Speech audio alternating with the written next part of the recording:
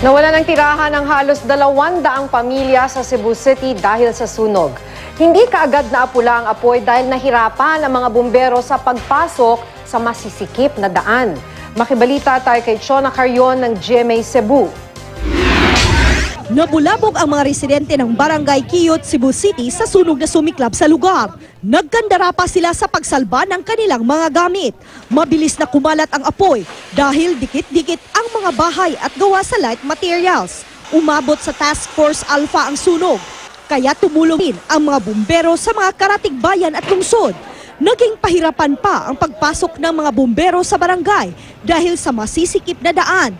Tanging maliliit na fire trucks lang ang nakalapit sa mga nasusunog na bahay. Nasa 100 bahay sa magkatabing Sitio Santo Niño at Sitio San Isidro Labrador ang natupok. Kayo nag-aana naman sa mua. Wala na lang may nanghakot. Anong dala ganita ng butang.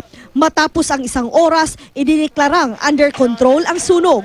Tinatayang nasa 1 milyong piso ang halaga ng mga nasirang ari-arian. Wala namang napaulat na nasugatan sa insidente.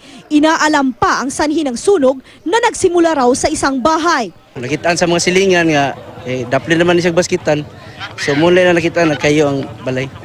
Pansamantala ngayong nananatili sa Quiyot Elementary School ang mga nasunugang residente. Bibigyan din sila ng tulong ng lokal na pamahalaan. Chona Carrion, Nagbabalita, Pilipinas.